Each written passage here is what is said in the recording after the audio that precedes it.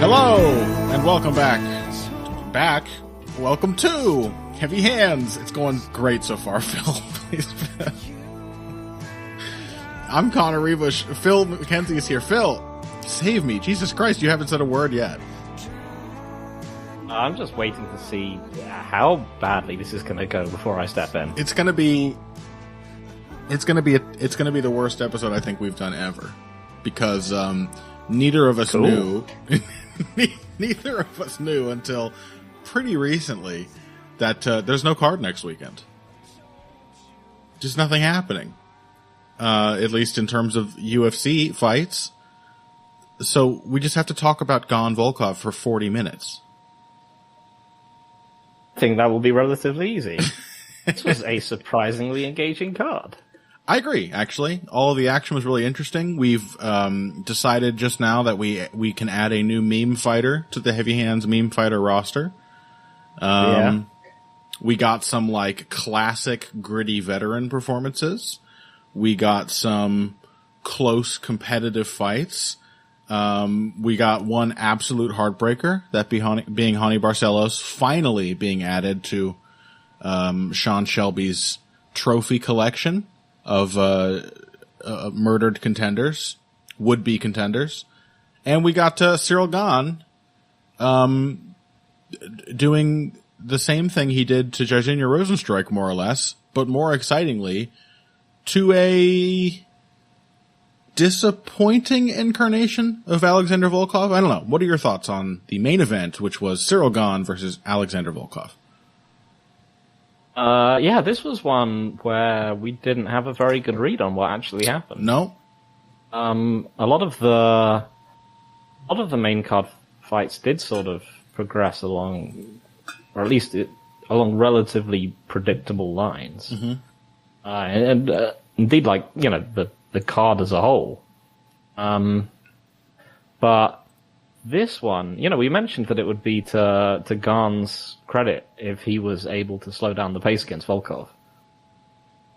And, that would pretty much be his path to victory. I didn't realize just how well he would be able to do it. Mm-hmm. And I think the main difference has to be it has to be foot. So the main thing has to be foot speed and reach.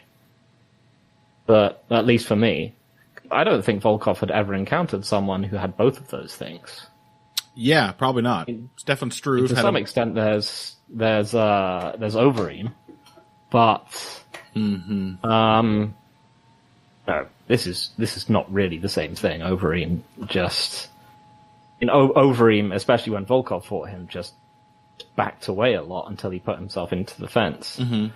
Whereas Gane would feint his way into range, and if Volkov tried to hit him, would just back out again. Mm-hmm. It was one of these things where it was like, oh yeah, Gane is someone who's been insulated by his reach. He's going to fight someone as tall as him. He's going to be pulled into exchanges, and as it turned out,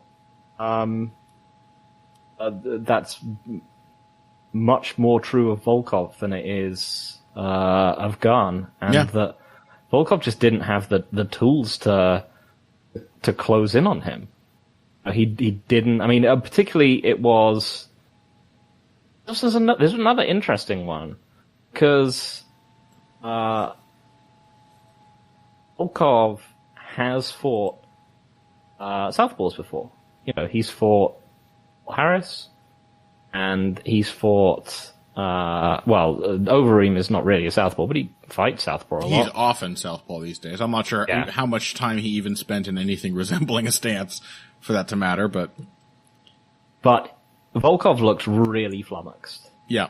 By just the general southpaw battle. He just couldn't deal with Gane hand fighting and jabbing him. He never entered with his own jab. He mostly just tried to use kicks at range. I think partially, like I said, because I just didn't think he felt comfortable establishing his hands because he couldn't connect on Gane. It was a really It wasn't an exciting fight to watch, but it was an interesting one. It was interesting, yeah. I agree. I mean, the one thing that stood out to me was the southpaw thing. Volkov tends to, his initiative weapon tends to be his jab. Initiating. And he clearly, I mean, it almost seemed like he thought like Gane was cheating every time he threw that southpaw jab in there. Gane spent the vast majority of the fight in southpaw, and the vast majority of his hand strikes were jabs. And Volkov just couldn't deal with it. I mean, which isn't necessarily a surprise from a defensive front, but he didn't get his own jab in there at all. He threw very few of those with any real commitment.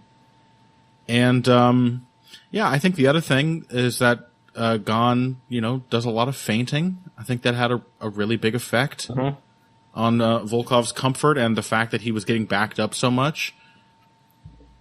And I think the reach, or rather the range, was really, really befuddling to Volkov because, as the commentators pointed out at one point, Gane he wasn't far away at all. Like he spent the vast majority of the fight right on the edge of what should have been Volkov's jabbing range. The distance of this fight just didn't look like I thought it would.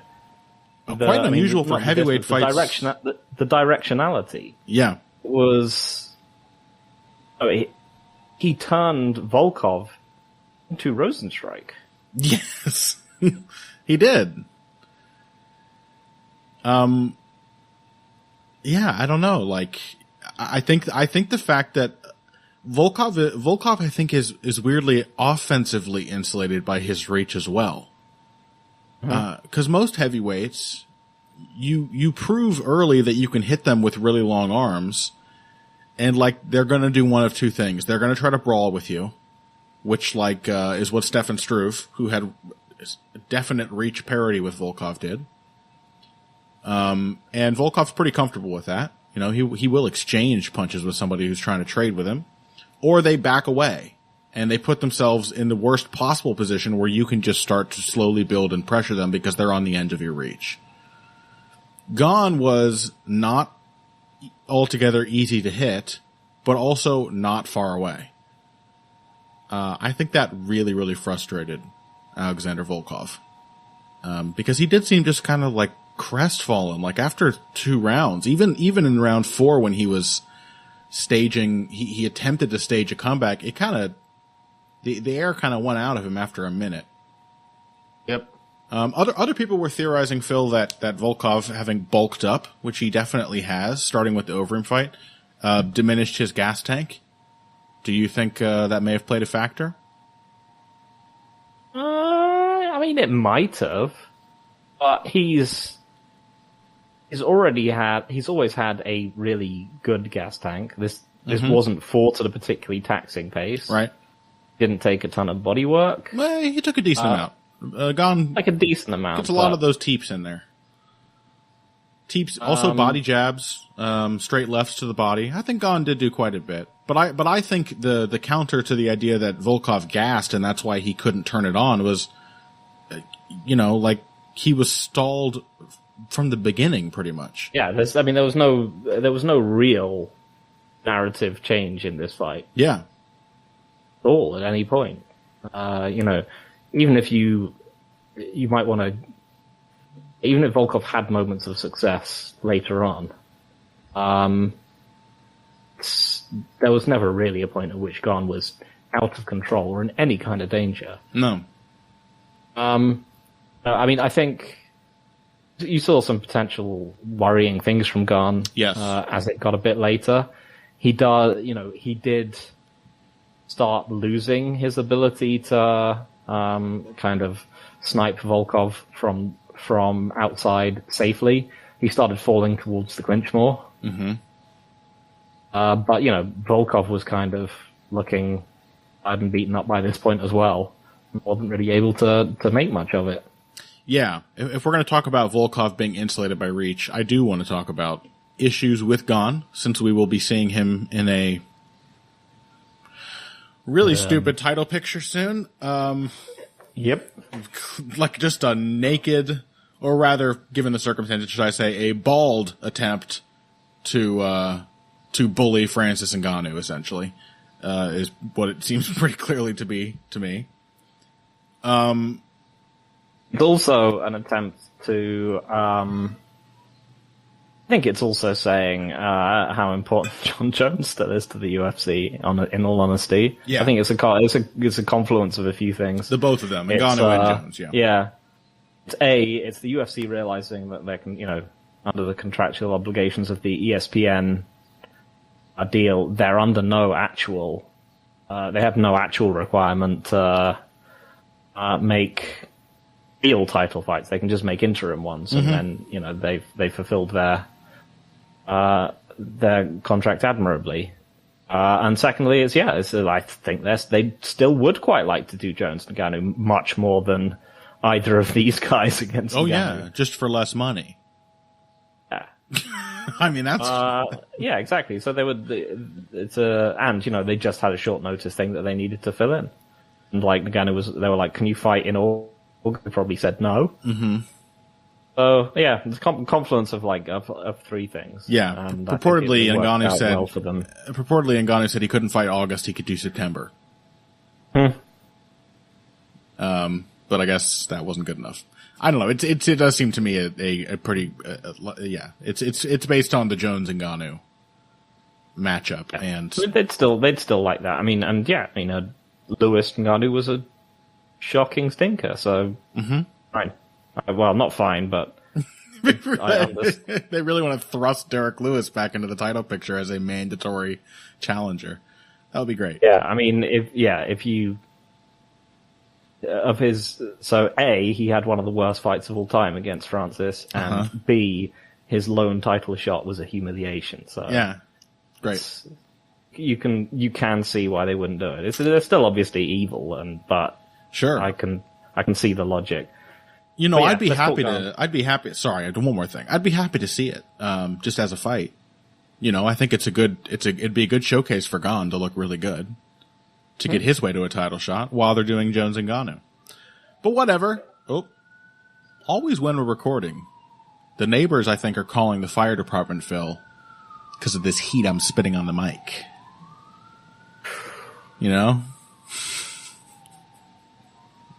Searing hot, Connor.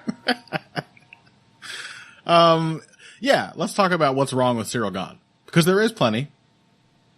Volkov is insulated by his reach, which is obviously cheating. But you know what's really cheating, Phil? Athleticism. And Gane really does do a lot of. He has the feel of a technician without being quite as consistently technical, I think, as he reads. This is a man who, as you said, he started to get caught more in exchanges. His jab started to get countered a lot more because every time he attacked, he would dip in straight and dip straight back out. Same line of entry, same line of retreat. When that started to happen less quickly, he started to run into some problems. He does a lot of lazily switching stance or half throwing kicks right in range. Honestly, Gane's footwork is kind of a mess. He, he's one of those right ideas, flawed execution fighters in that his distance management seems really strong. But he's just he'll square up. He'll change stance really slowly. He keeps his eyes on the opponent while he's doing these things, but he's a little close for my comfort in just sort of drifting. And you can see in the early going of a fight like this that he's always ready. He's aware and he's fast. So when the opponent, as Volkov did try to do a couple times, tries to capitalize on this compromised position, he will really quickly adjust and beat them to the punch. But that's going to be a problem in fights where he can't slow the opponent down and does end up gassing sooner. What else? That's mostly it. I love his shot selection. I love that he punches the body. His distance management is exceptional. I mean, by heavyweight standards, he feels like the most technical fighter we've ever seen. Honestly, he's really, really sharp by heavyweight standards. He certainly is, yeah. Yeah. But, there are openings there for somebody who just, doesn't give a fuck about getting jabbed in the face. I'd be very interested to see a fight with someone like Stipe or Ngannou. Yeah, I mean, I think from those, out of the potential, there's about 4 heavyweights at this point that you can see fighting Gane in the near future. Mm-hmm. And I think Derek Lewis is probably the easiest for him. Yes, I agree. I just don't see what Lewis is going to do to him apart from do one of his bootleg Holly home rushes and maybe boot Gane in the head as he's switching stances. It's a 5-rounder, so maybe by round 5, Gane slows down from having style on him, and it's like a protracted version of Lewis Volkov. That's always a possibility with Derek Lewis, but otherwise, Volkov spent 14 minutes of that fight easily picking Lewis apart, and Gane is better at that kind of fight than Volkov, as we just saw. Like Ngannou, I think he's super interesting just for the explosion, really. If he can try and Volkov's only real success in this fight, for a lot of it, was his low kicks, and that's something Ngannou has done more. And harder than Volkov typically. Yes, exactly. So if he can really make his low kicks a threat in a way which Volkov couldn't, and he can try and draw Gane into exchanges and then burst after him as Gane retreats out of the pocket and knock him out. But that I think is super interesting. I think I might honestly still favour Gane just because I'm not convinced that Ngannou can't just be lulled into sparring matches still. Yeah, Stipe I think is fascinating. With I think probably Gane's hardest matchup, with the large caveat that Stipe might be shot now. Yep. So yeah, I mean, they're all that was the thing. After this fight, I was thinking, would not have thought he could do this to Volkov. And even before, the fight happened, I was thinking, if he can neutralize Alexander Volkov, I think I'll probably pick him over most of the rest of the heavyweights from now on, and I think I might end up doing that. It was a very impressive performance. Really, genuinely as close to a technical masterclass as you get outside at heavyweight, outside of Curtis Blades, knowing how to wrestle against an opponent who simply doesn't. Oh yeah, Curtis Blades. There's Curtis Blades too. Blades is that was the last one I was going to mention. That is a really interesting one. That is a true just straight up style versus style thing. We haven't seen Gane fight somebody like Blades because there are no heavyweights like Blades.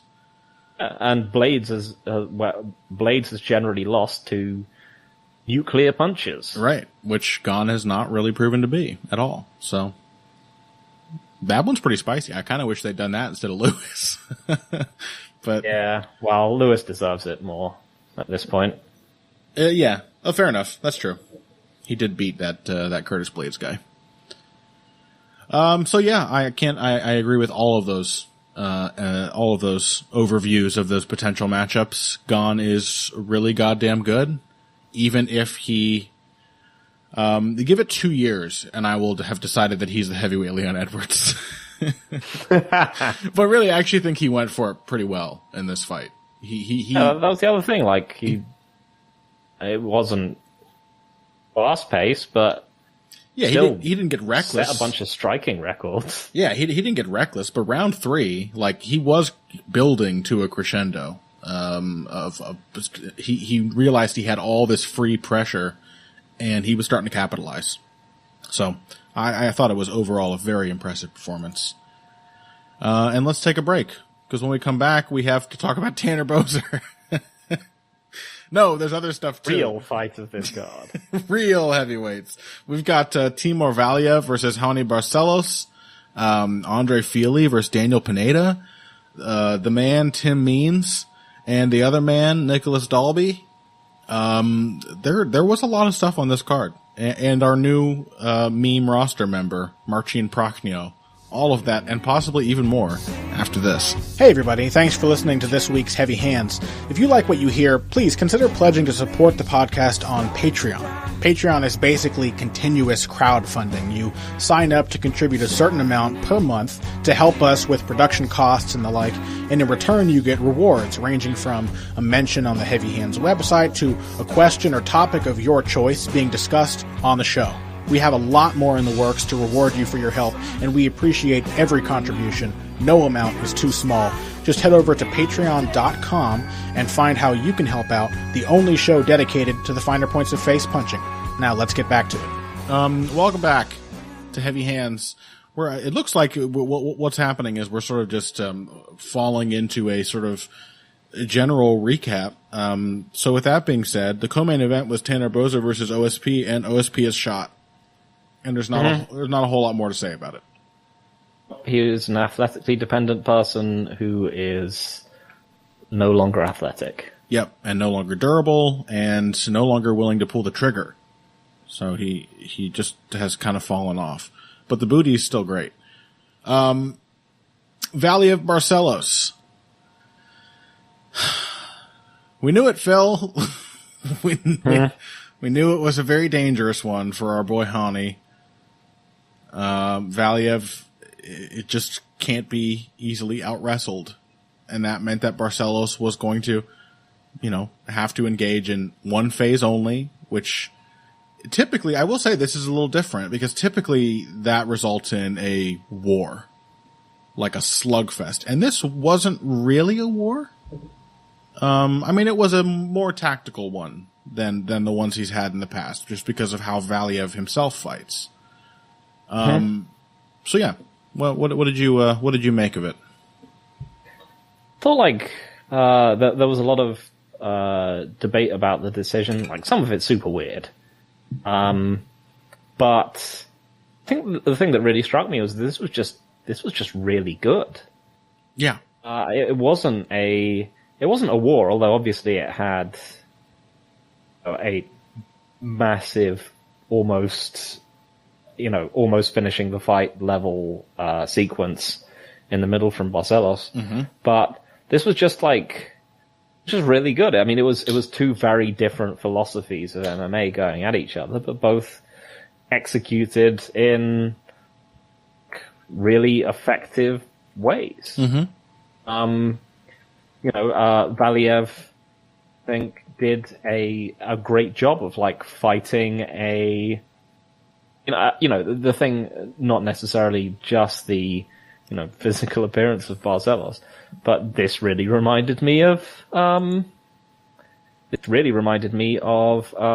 versus Volkanovski. Yeah, actually, I did not think of that, but there are a lot of parallels. Yeah, so you had, Barcelos as the guy who's waiting to sit down on his big shots, and Valiev who's happy to rack up, lesser volume from the outside. Barcelos wanting to counter, Valiev busy, but with a lot of feints, a lot of feints in his output. Mm-hmm. Yeah, I mean, just in general, both of them just executed really well. There was lots of people setting up their second strike with their first one, and feinting and double and triple jabbing and exiting on angles and using head movement in combination. Mm-hmm. And, Barcelos is the prettier fighter, and Valiev was the more diverse one. Mm-hmm. And it was just great. It was just really good. It was really high level stuff. Mm-hmm. When they wrestled, they were clearly well matched there. And just, it was a great fight. And yeah, that does seem to have been somewhat somewhat obscured by the scoring controversy. Do you have a take on the scoring? There are some people online who are like, this was such an easy Barcelos win. I can't believe he didn't. Like, he won every round. Uh-huh. So it's like, no, he didn't, and you can't score fights like that. Like, no one should fight like that. Barcelos should not have expected to win this fight at the end of it. No, there's a degree of gamesmanship. Like, in the gamesmanship department, Valiev is the better gamesman. He has a much stronger idea, which shouldn't be all that surprising, I guess, as someone who has, I think, worked with Mark Henry in the past. Did he have He's worked with Mark Henry and Jackson Wink, yeah. Right. And did he have, like, I don't know, was there Ciryl Longo here at some point, or was that a different fight where they were? I'm not sure. Anyway, he's a high output fighter who has a round winning style. That Barcelos doesn't. And I think the other take I saw a lot of people offering was that it was an obvious draw, which even that. It was a draw.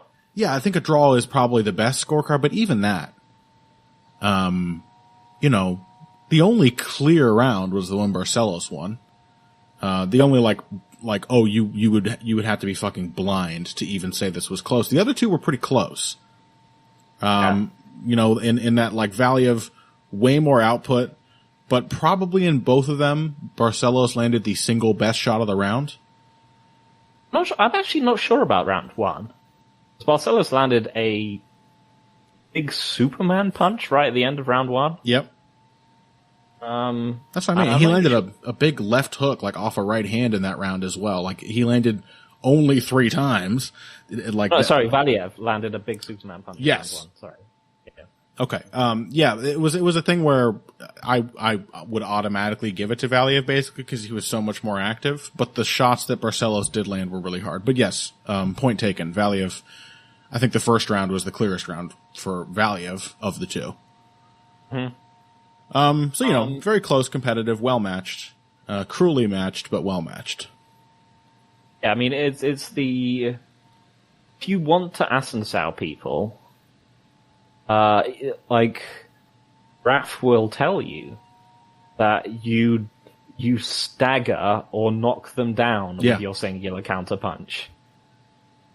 It's Barcelos might have been landing hard, clean shots, but didn't drop or visibly hurt Valiev in any round but the second one. So, the fact that in round one he literally got doubled up on in volume. Yeah.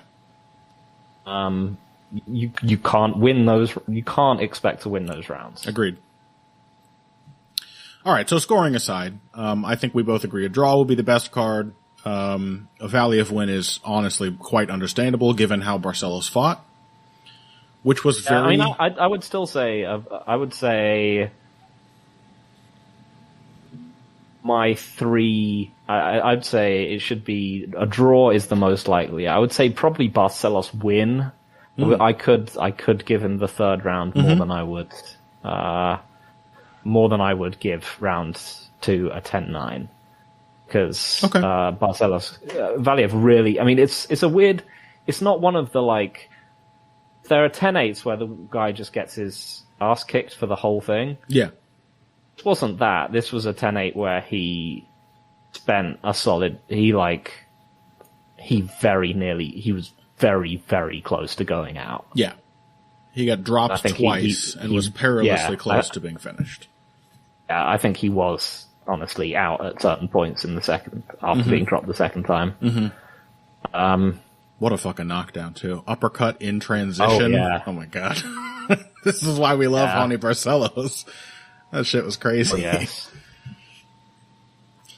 So yeah, it was a tremendous fight. I mean, I hope they should both get good relevant fights after this. Yeah, right. It was. Hopefully that. I mean, I would be okay with this matchmaking if that's what ends up happening, and sometimes it does. This should have been a cred gaining performance for both men. It certainly was in my eyes. Maybe Valiev can step in against Sugar Sean O'Malley. Oh, that would be awesome. I think he would win.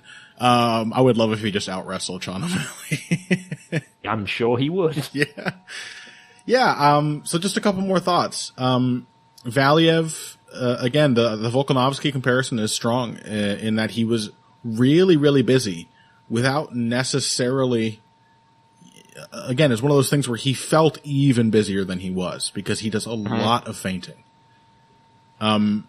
It was also, though, like, especially when it really mattered, a much better combination striking performance from him than we have seen in the past. Again, I think I noted last week that he does string the shots together, especially like the longer you let him hit you with single shots, the more he's going to try to build. But in this fight, it basically ended up that he needed to throw some combinations because Barcelos was starting to key in on the timing of the single shots and solve him. And, like there was a moment early in round 3 where he just came out, initiated, Barcelos kind of slipped, and then he strung like 4 more punches together. It was a little ropey. You know, form is not great. It's not what he's comfortable doing, but it was a strategic decision that made good sense. He needed to make Barcelos think twice about triggering on the first layer of his attacks. And he did that a good bit. You know, he also threw a lot of multiple jabs, which were more often than not just opportunities for Barcelos to do some sick-ass head movement and just slip 4 jabs in a row. But even that was that one where he slipped, 4, like Valiev threw 4 jabs at him to little purpose and then just one leg kick and ran away. It was great. But, you know, that does show that Valiev will take what you give him. He has a good feel, seemingly, for how the fight is playing out as a whole. Better, I would say, than Barcelos.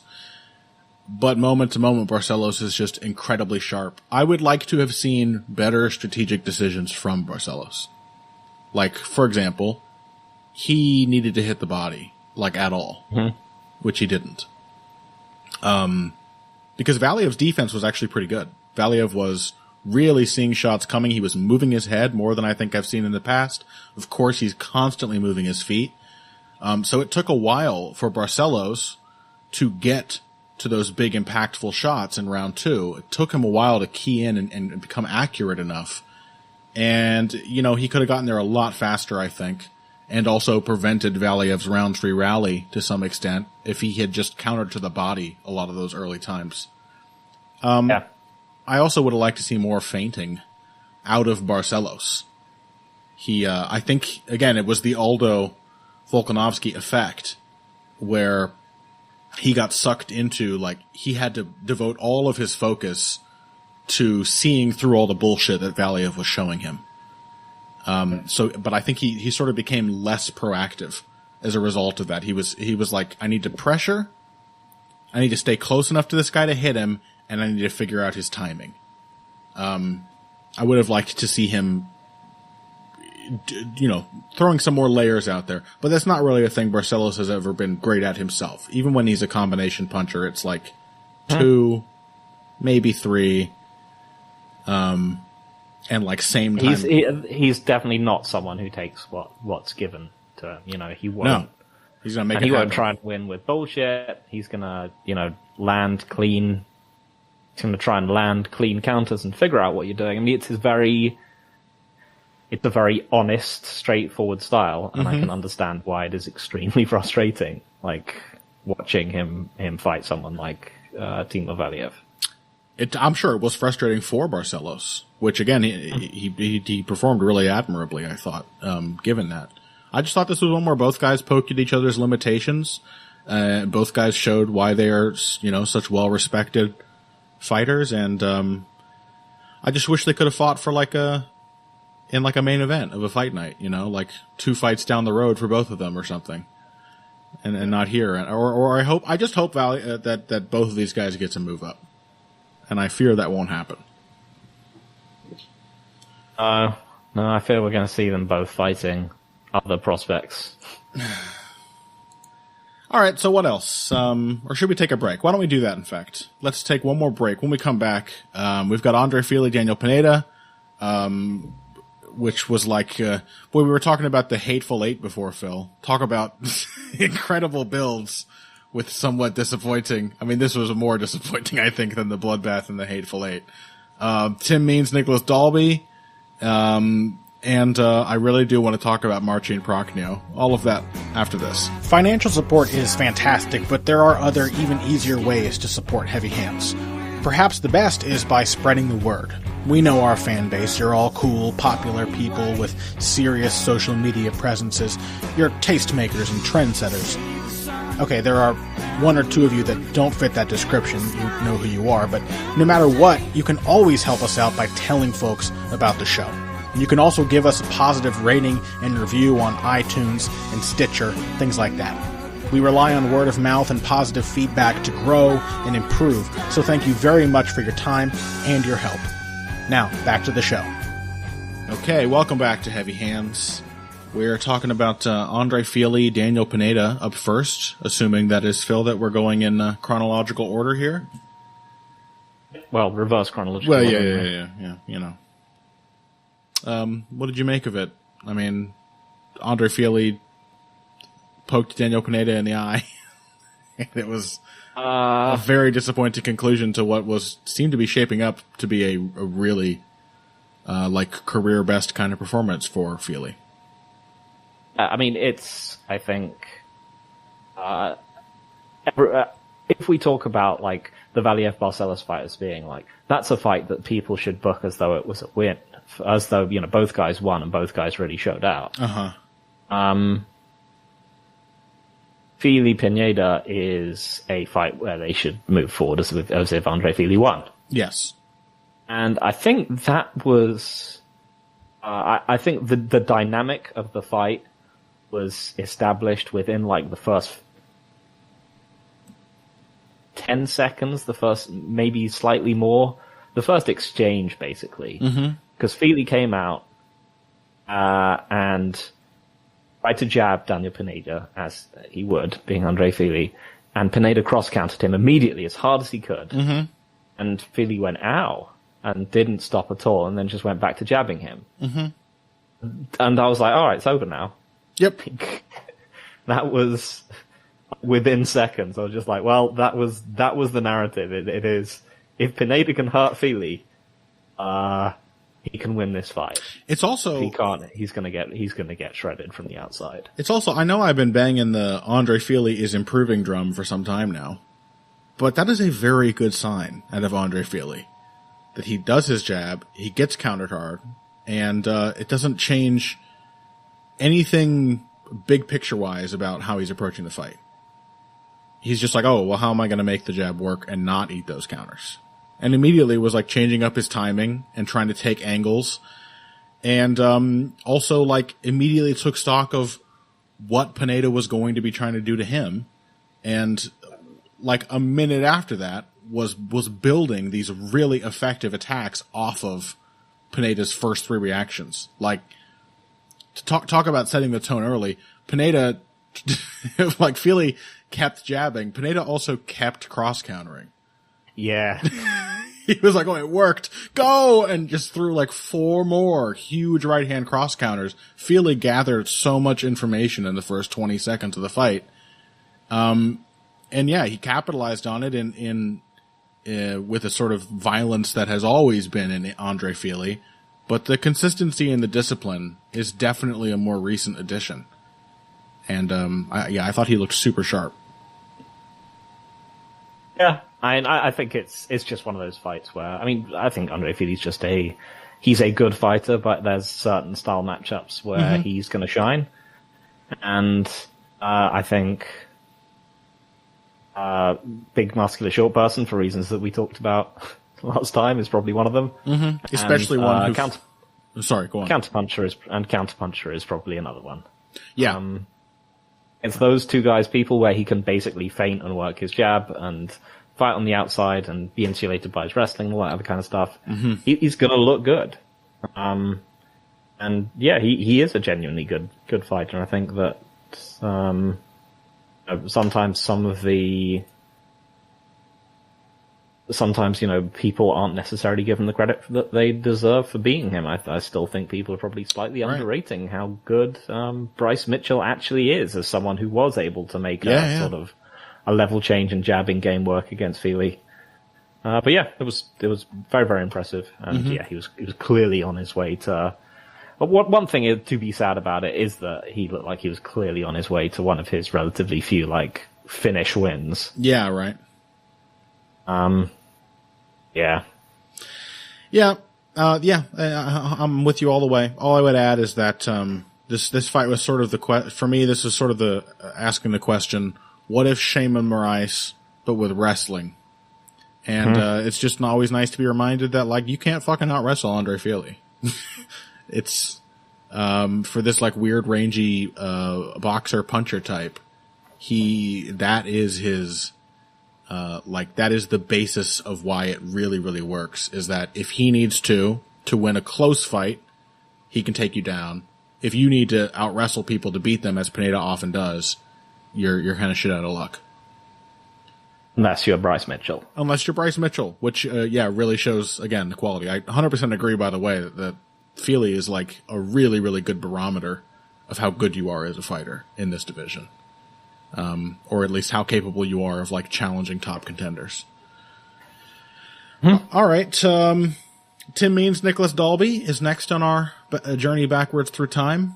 This was pretty much just Tim Means, being incredible in the ways that he is, staying right in range when Nicholas Dalby really, really wants utter bullshit volume to scare the opponent off. And it just didn't happen for the first 2 rounds. There was an exchange, I think, in round 1 where Dalby stormed up to Means. They broke from a clinch. What happened was Dalby went for a takedown. Means defended it. They break from this tie-up, and Dalby's like, okay, I'm gonna hit him a bunch of times in the break. And he threw 8 punches, and Tim Means barely moved his head, not because he can't, which he can really well, but because he didn't have to. He just let all the shots miss, and then plugged Nicholas Dalby in the belly with a left uppercut.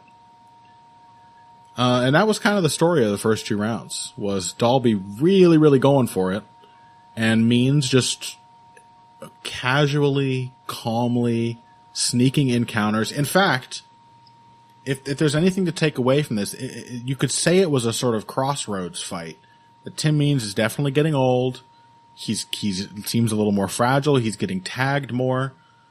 But I would say that he has also matured as a fighter, because a limitation of Tim Means in the past was that he's a phenomenal technician, a great counterpuncher, great combination puncher, but he would, if the fight wasn't brought to him, he would fight really recklessly. He just loves to scrap. Mm-hmm.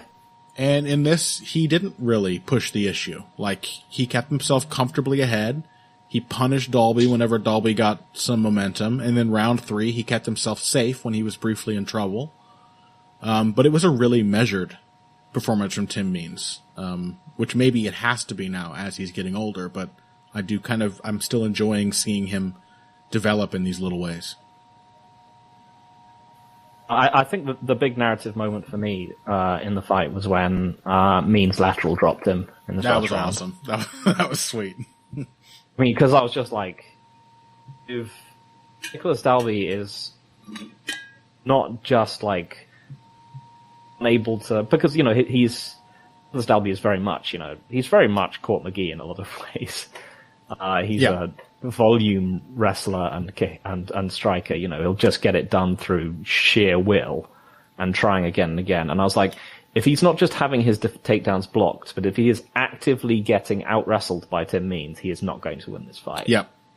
It was almost like Means did it as a point early. I've got him on the striking, I'm going to just do some wrestling. He actually, he sort of half-dropped Dalby in that first round with a left hand. Dalby was mostly off balance. I think he tripped on the cage.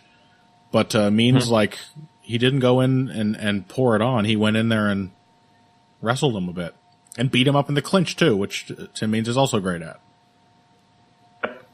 But yeah, it happened in the second round as well. I can't remember what takedown he hit him with, but I'm pretty sure he took him down in round 2 as well, right? I think so. And yeah, so this very consummate professional performance, or maybe it was just I think it was just a slip, Dalby. But yeah, great professional stuff. He's now quietly building a little streak of okay wins. Yeah, right. I am concerned by the fact that he was A, being badly hurt in that third round, and B, that he couldn't shake it off. Like, he made sure to stay in the clinch. Yeah. Well, I'm not doing anything for the entire rest of that round, and lost it. It was smart, but it was also like, shouldn't be like staying hurt for an entire round because Nicholas Dalby hit you. Yeah, I'm not convinced he was like necessarily hurt the entire. Maybe he was also getting tired, which I think is a thing we've seen happening more and more with Tim Means. Either one of those, really, I guess. Yeah, it's cause for concern, but we are seeing him, I think, adapt to being older. Like, it's inescapable he's going to get older and deteriorate. So, I enjoy the adjustments we see for what they are. It was, by the way, a counter inside low kick that put Dalby down in round 2. Dalby was lunging into the pocket, and Means just kicked his leg out from under him, and Dalby tried to recover with a shot, and Means sprawled and swept him onto his back. Nice.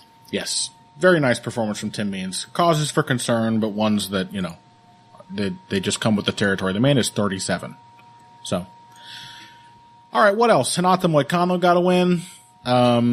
You wanted to talk about Shavkat Rakhmonov. Yeah, he's looking super impressive.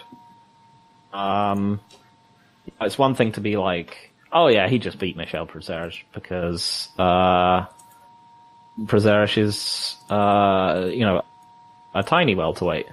Truly tiny. And, yeah. But,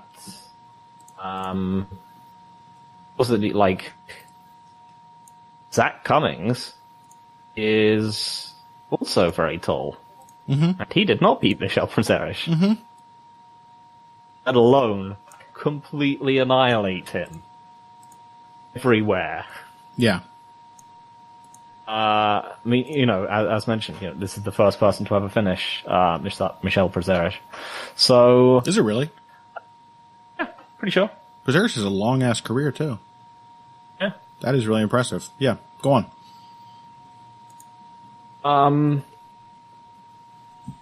So Rakhmonov, he just looks like he's a very calm fighter. He has great shot selection. I think at the moment it is looking like he's benefited from fighting people who are either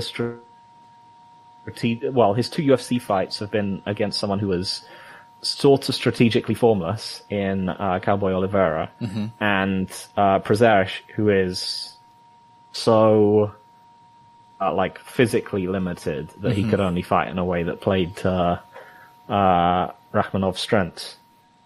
But at the moment, Rakhmonov is basically a all person who will fight people as a striker if necessary because he has accuracy, power, and good shot selection, but is also fantastic wrestler, and just has a knack for, as well as being just a great wrestler and grappler, and has just a knack for sniffing out transitions as well. So, I mean, the logic of his game is essentially, it's interesting. The logic of his game is, I am the better striker. If you try and wrestle with me, you're going to die. I think the interesting fights that you then have for him are, what if there are people who just want to be really good strikers against him? Yeah. Who don't have the sort of, formless games of a cowboy, or, aren't 2 feet shorter than him. But yeah, other than that, he looks like super interesting, a dangerous pick for a lot of fights in the division. I mean, I would pick him over Gilbert Burns. Ooh. Yeah? That's the style matchup that he's built. He's built. Yeah, to beat, yeah. I agree with you on the style matchup thing. I think that's not an unreasonable projection. I was just looking at rankings, seeing who else I think might trouble Rachmanov. But picking him over Gilbert Burns makes perfect sense to me. Anyone in mind you think would give him a tough fight? I think they should slow him a bit. Just slow play him a bit. I mean, this is two very, very good debut wins. Yeah. This is a very good starting run. You know who I would like to see him fight? Nelson. Yeah. I want to see what approach he would actually take in that fight. He's still Rachmanov is still relatively tall. He's insulated by his reach. Nelson still covers distance very, very quickly and hits people very hard, and is still actually reasonably tall. So it would be tricky for him to play that game. And I want to see what the logic of his wrestling game is. You know, is he someone who will just wrestle when other people wrestle with him, or is he really someone who's gonna try and dictate? So I would like to see him fight Gunnar Nelson. I'm into that. If we're looking at this is like way up the ladder, so it does not fit with your idea of slowing him down. And this is not a fight that's going to happen right away anyway. But along the same lines as Gilbert Burns, I might pick him over Leon Edwards too. You know, what if he's just really aggressive and can hurt? I think I lost you. Oh, we're losing each other sporadically for some reason. I'm saying I think I would pick him over Leon Edwards. Down the line. I would pick him over Leon Edwards. Down the line. Not right now. I need to see more, but it projects the same kind of style matchup lines that you're talking about. I don't know. I think it would be I definitely need to see more from him. He's very, very talented. Oh yeah. Again, only because you mentioned Gilbert Burns, who is ranked right next to Leon.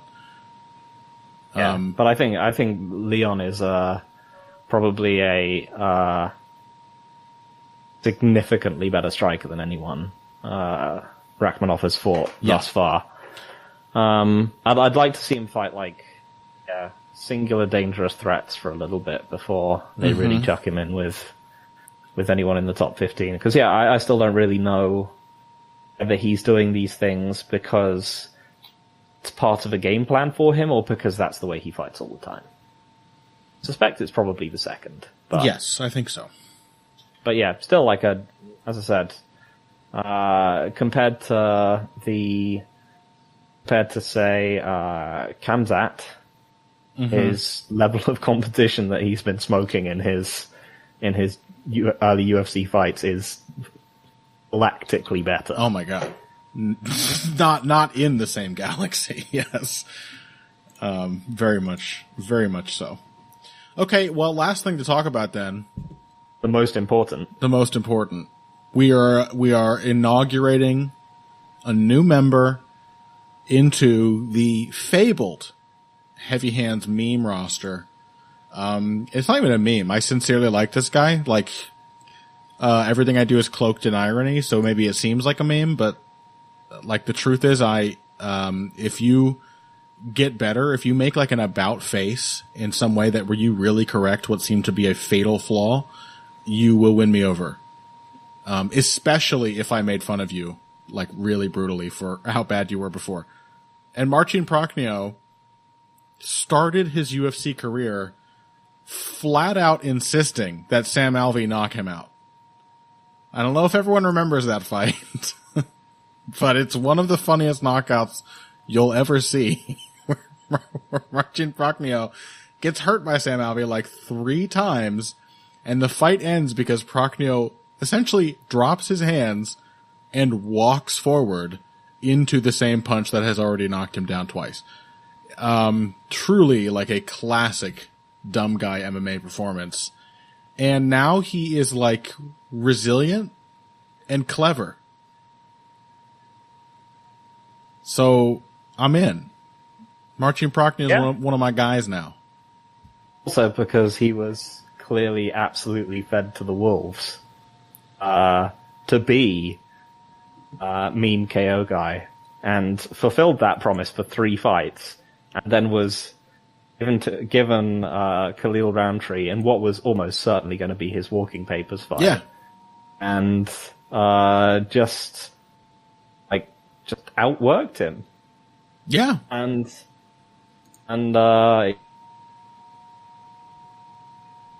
he's since then he had this fight with Villanueva. He looked like he was in pretty bad trouble, and in a stark contrast of being the person who went to Sam Alvey like, oh yeah, you can't do that again. He just covered up and retreated and essentially kept working attritional damage until he finished at Villanueva. He kept going for low kicks and body kicks and staying in the fight until he wore him down and finished him off. Yeah, it's great to see. Welcome to the Mean Boys. He learned. He learned specifically from what he was bad at before. Yeah, he the Roundtree fight as well. It's always iffy when you're making predictions to take too much away from a single performance. So of course I was doubtful of how much of what Prochny showed in the Roundtree fight would show up in this one. But it's it looks like a sea change for him. He also got hurt by Roundtree at one or a couple points in that fight and held it together super well. He just made good, responsible decisions until he was able to recover. And meanwhile, he, half the reason he was getting blown out of the water in those first 3 UFC fights is that he was trying to sell out on these big, stupid punches. And now he's also an attritive fighter. That's a huge aspect of his game. He largely outkicked Khalil Roundtree, and here the leg and body kicks were foundational to his ultimate win. So I love you, Marcin Prochny. You're a beautiful man. I'm still gonna laugh at your knockout the Sam Alvey, but now I will look back on it wistfully, that will never happen again. That exact kind of dumb guy knockout will never happen again. If he gets knocked out, you've cursed him. Well, if he gets knocked out in the future, it'll be an honest mistake. I doubt we will ever see Marcin Prochny walking into the same shot 3 times and then saying, I bet you won't do that a 4th time. Against, perhaps, one of the most predictable one-handed fighters in UFC history. Yes. Doing it to Dan Henderson or Tyron Woodley. Oh my god. Bet you're not going to get me with that big right hand again. Here, let me lean towards it a little bit. The only punch you throw. Yeah. Well, in this case, it was So, was it an Alvey left hand, or was it his right hook? It was the right hook. I'm pretty sure it was the right hook, yeah. Which is the real Alvey moneymaker. Yep. Okay, well, welcome, Marcin Prochny. We're happy to have you. We will be watching you, and probably talking about you on the show way more than most listeners want to hear, going forward, because I'm invested now. And that's it for this week's episode of Heavy Hands. Thank you all so very much for listening. If you want to hear more annoying shit, tripe from the both of us, you should find us on social media. Phil is at Evil Greg Jackson on Twitter.com, and I am at Boxing Bush, B-U-S-C-H. Find all of our writing on Bloody Elbow. Phil, do you have anything? I mean, there's no toe-to-toe preview. Have you read anything you'd like to vicariously plug? No, nothing I can think of this week. All I'll say is, did we mention last week that Ryan Wagner wrote up Aldo Mendez 2? I think he called it Poking the Bear, which is a great title for a fantastic fight. I think it was their best fight of all time for their rankings they've been doing on thefightsite.com, and it was really good. So check that one out. Oh, also, I guested on Tangri Dome, speaking of fight site lads, which is, 2 men. I only bothered to remember how to pronounce his first name. He's Mongolian. it was really fun. We talked about, one of my pet topics, personality and its connection to fighting style. It was a sprawling and funny and I thought very interesting conversation. I really had a great time. And I think that's member only. So don't listen to that if you haven't already subscribed to our Patreon. But if you have and you have more money to burn, then go subscribe to the Fight Side Patreon and check out that episode with Two Men.